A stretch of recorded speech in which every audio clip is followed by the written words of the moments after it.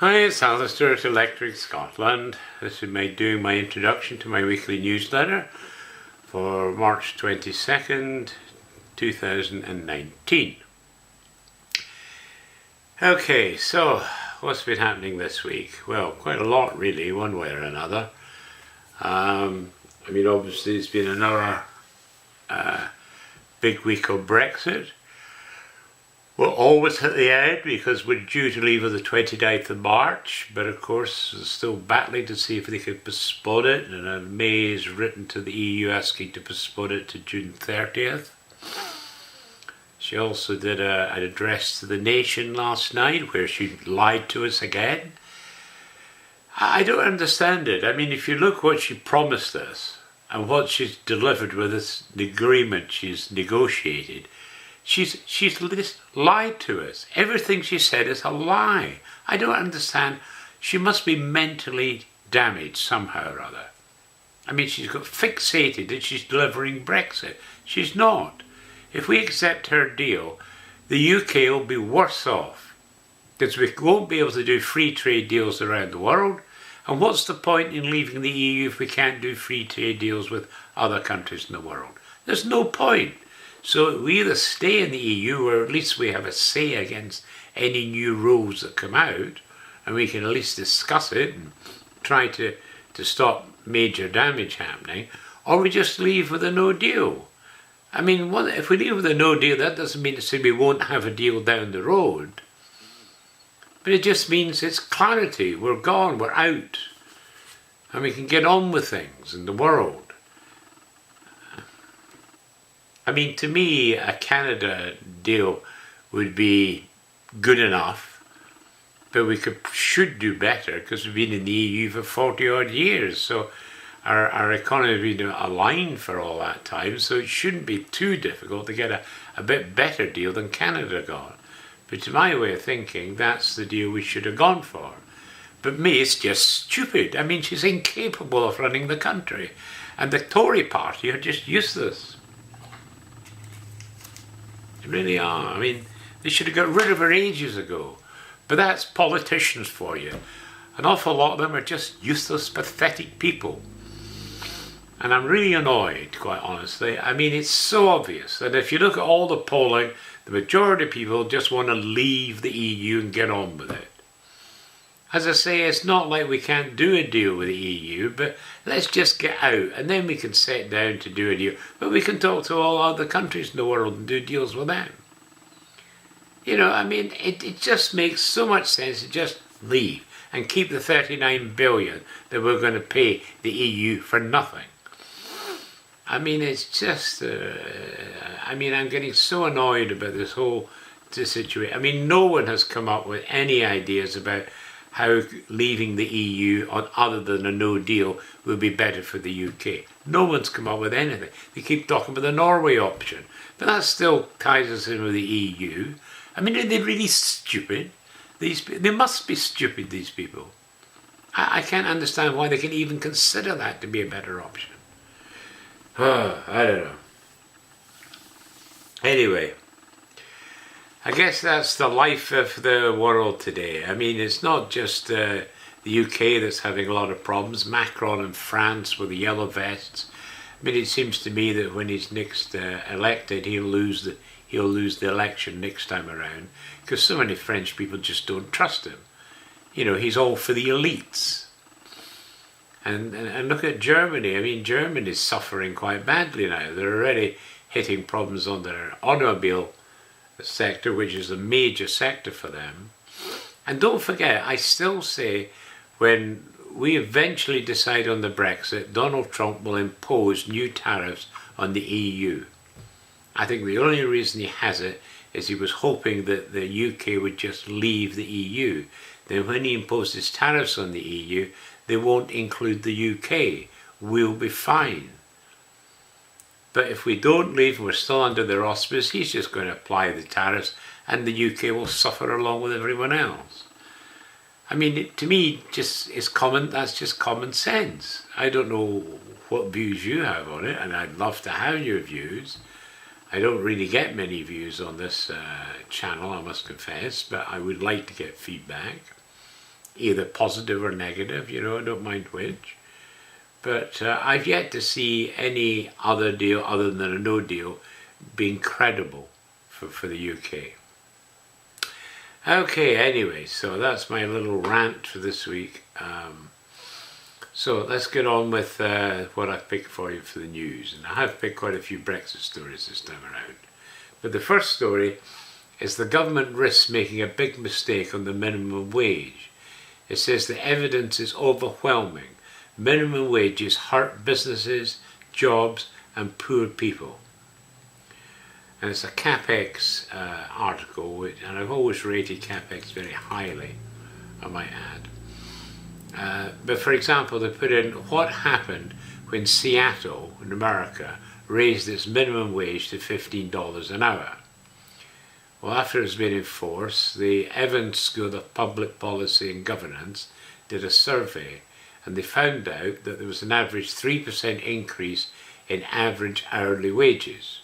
So that sounds good. But it said there was a 9% fall in hours worked in low-paid jobs. That's not so good. And a $125 fall in low-paid workers' monthly salaries. So raising the minimum wage has actually made you poorer. And that's just facts. That's the way things work. And you need to be aware of it when you're looking at minimum wage stuffers. Okay. Next story I picked for you, Scottish politicians react to the New Zealand attack. Terrible attack in New Zealand, you're probably watching the news. So the Scottish MPs have condemned it and offering solidarity with the Muslim community. I will say, however, that I'm a bit ambivalent about Muslims on the point of view that I lived in a Muslim country for many years, Kuwait and Iran, for example. But I will say that there are literally hundreds of thousands of Christians that have been killed by Muslims. And yet the Muslim community doesn't seem to really have done anything to try to mitigate that or do anything about it. So, you know, I think that you're right to be accusatory of Muslims to some extent. I mean, I'm certainly not in favour of killing anyone, but on the other hand, Muslims certainly do kill a lot of Christians. I mean, certainly hundreds of thousands of Christians have died due to Muslim attacks just in the last 10, 20 years, you know. So, I mean, Turkey, for example, won't allow a Christian church in their country anymore. You know, what are we doing about that?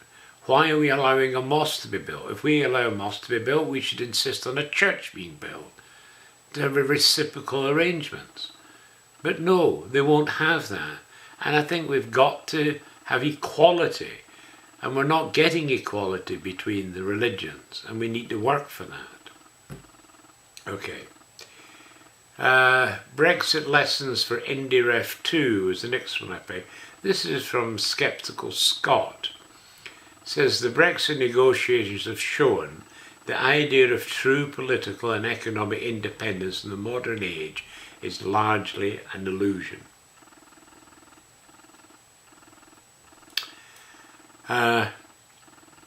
Eurosceptic MPs should hold their nerve as anti-Brexit colleagues dig their own electoral graves. It says, public polling released on the day of the vote showed a clear majority of the British public did not endorse an extension, and the prospect of a no-deal Brexit has become more popular. That's from Brexit Central. Another one from the Scotsman, it says, here's why Scotland is in sights of Putin's Russia. And you should really read that because it's got implications for all kinds of things happening there. Ford to cut more than 5,000 jobs in Germany and others in the UK. So the US automaker Ford plans to cut more than 5,000 jobs in Germany and will reduce its workforce in Britain as well as it seeks to return to profit in Europe, the company said on Friday. But it goes to show that the German automotive sector is in deep trouble. I mean, Volkswagen are crooks, basically, and they're getting billions in fines levied against them. They've been proved in court to be crooks and criminals. So, I mean, and I say if Trump decides to put tariffs on imports of cars, that's going to hit them for six. It really is. Okay, next story is Prime Minister, you will be held responsible if Brexit is not delivered as you pledged. So the following is an open letter to Theresa May from Councillor Bob Perry and a host of other Conservative Party activists. So that might be worth a read. Next story I have for you is I see no reason for a delay in Brexit. This is from John Redwood MP. Then legal advice, no changes to the backstop lock-in. After a last-minute dash by the Prime Minister to Strasbourg, 3 complex new documents were released just before midnight on Monday the 11th of March, the day before the vote. And they concluded basically it didn't make any difference. That's why we're being lied to constantly. But this horrible Prime Minister we've got, you've got to get rid of her. History will never understand Tory MPs if they kill off Brexit. Said the third vote on Mrs May's EU deal will be a truly agonising, painful dilemma for many Conservative MPs who have already voted twice against it. The people should fire the MPs who won't follow their instructions. The European Union is democratically flawed and vulnerable to corruption. Even some of the most passionate EU apologists would accept this.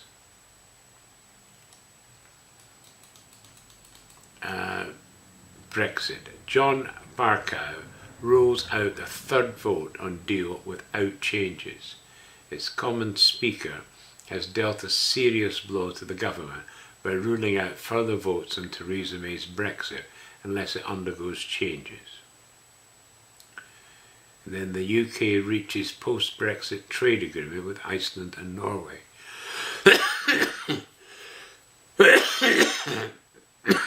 So that's good news. Believe me, the civil service is trying to sink Brexit. I've seen it from the inside. So you might like to read that, because the civil service, frankly, are doing a terrible job. Cyclone hit millions across Africa in record disaster.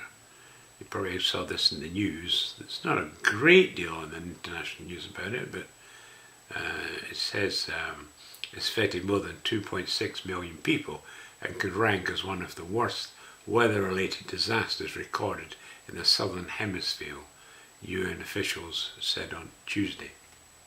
Pretty devastating, that. Okay, and Deutsches Commerzbank merger will be a disaster.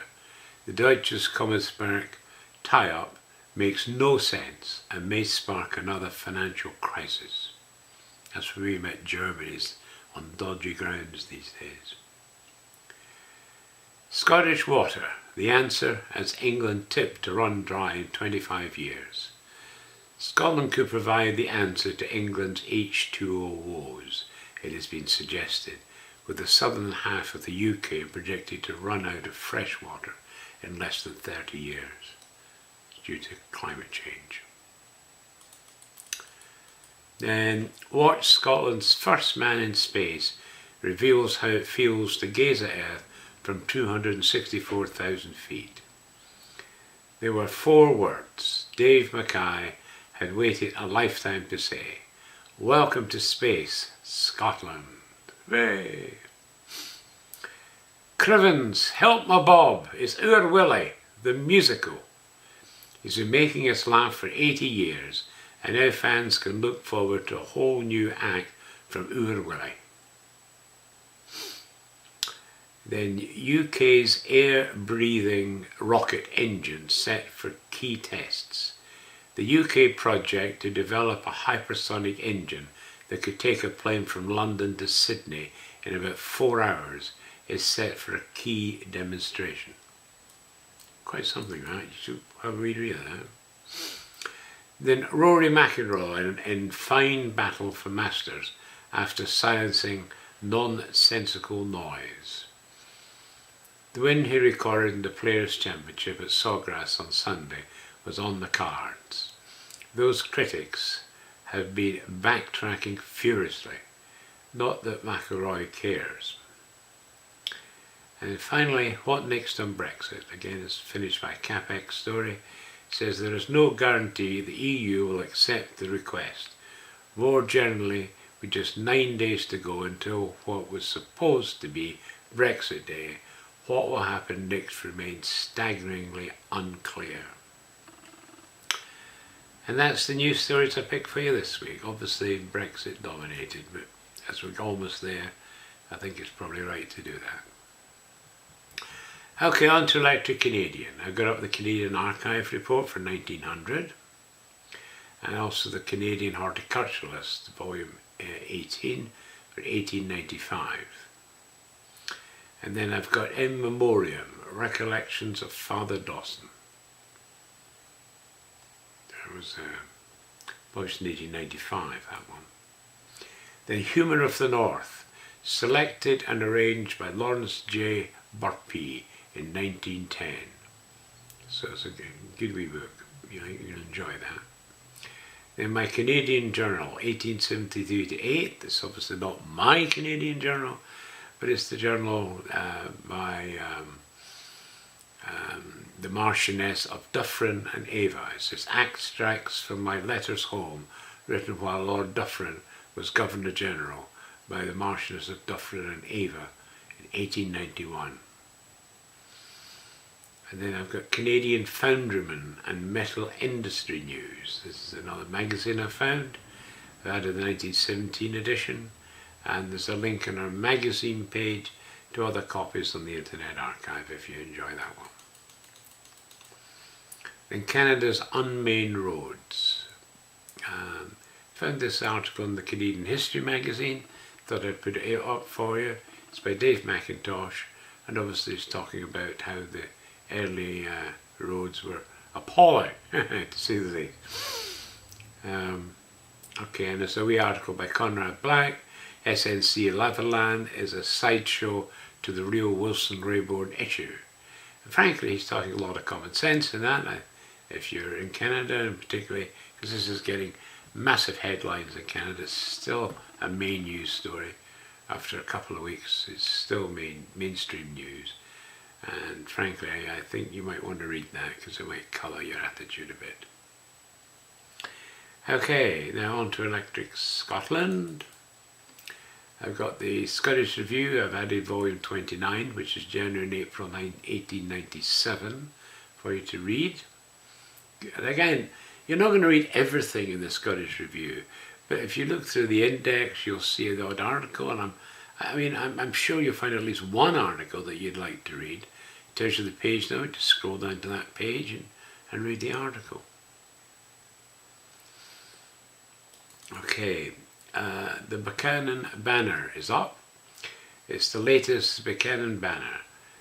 The one was particularly fun to do as I got to meet V.A. Paula, the Lady Buchanan. What a delightful person she is. We hope you enjoy reading her columns in this publication. I'll give you a link to that. Sure. The Historical Tales and Legends of the Highlands. It's compiled by Alexander Mackenzie in 1878. This is a good one. Then William Winter. This is actually an American poet, writer and critic. Also wrote about his travels in Scotland. Because he spent quite a bit of time in England and Scotland, and certainly he wrote quite a bit about us, so I thought I would give him a wee profile and a link to a couple of his books where he discusses his travels in Scotland. Then memorials of the families of Lumsden and Lumsden by Lieutenant Colonel H.W. Lumsden, late of the Royal Artillery, in 1889. Also an account of Lumsden of the Guides, as a search of the life of Lieutenant General Sir Harry Burnett Lumsden, who's quite a character. So, good stuff for the Lumsdens there. Our vice-regal life in India. You probably noticed when I was talking about Canada, Marchioness of Dufferin and Ava wrote her about her regal life in Canada. This is one about writing her life in India, doing the same job, only this was in 2 volumes rather than 1 for Canada. Facsimile of an ancient heraldic manuscript. It's emblazoned by Sir David Lindsay of the Mount Lion King of Arms, 1542. And some lovely colour illustrations of the heraldic artwork in here. So a pleasure to look through that. Okay. Then I have an article for Field Marshal Sir Donald Stewart, an account of his life, mainly in his own words. And he was also the joint author of Lumsden of the Guides, which I put up as well. Then I have an article on Field Marshal Frederick Slay Roberts, first Earl Roberts. He was a VC, Victoria Cross recipient. So I've got a good article up about him, and also a link to his 2 books, 2-volume account. I've got The Dawsons of Glenara. This is a story of Scottish life in 3 volumes. I added these volumes to the foot of our page on social life in Scotland, which you can get to, and I've given you the link for there.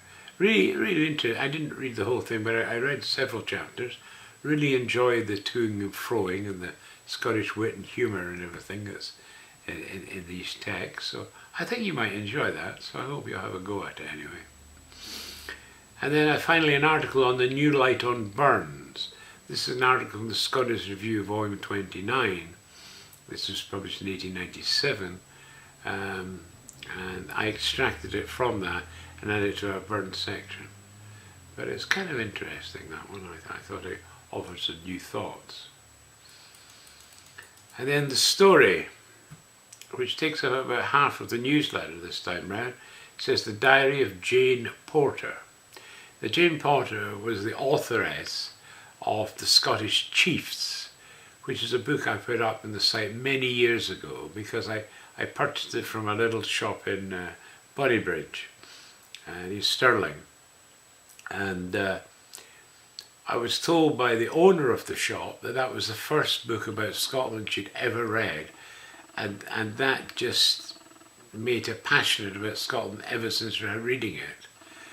And later in the same month after I put it out, I got visits from friends from the States that were over in Scotland on a visit. And I told his wife about this one, and she said, Alistair, I'm the same. That's the first Scottish book I ever read, and that just made me passionate about Scotland ever since. So that's 2 women, very clever women and successful women, that both were drawn to Scotland through this book by Jane Porter, Scottish Chiefs. So I have the whole thing OCR on the website, not just a link to the books, but I've actually got the full OCRing job done on that. So, and I've given you a link at the end of the diary, where the diary mentions the Scottish Chiefs, and also mentions the new preface that she did for it some years later. So, and it's kind of interesting because after all, we're at the point where she's probably being forgotten now, but I think these old books are worth it. So I've given you a link to the Scottish Chiefs as well, and I've put a PDF copy of this article on that page as well, so between the 2 you can maybe enjoy the story. Okay, so that's the news for this week. So hope you enjoy it, and certainly I'd love to hear from you on this Brexit. What do you think? Do you want us to leave the no deal, stay in the EU? What, you know? But certainly I've been reading a lot more about the EU, and frankly the EU is not a terribly good institution. A lot of corruption going on there, and of course, you know, their accounts haven't been signed off for the last 10 years. The auditors have refused to sign them off. That's a real indictment on the EU. So anyway, there we go. So, as always, I put a link to the Action newsletter where you can get the links to all these stories I've mentioned, and hope you enjoy reading and have a great weekend when it comes. Thank you. Bye-bye.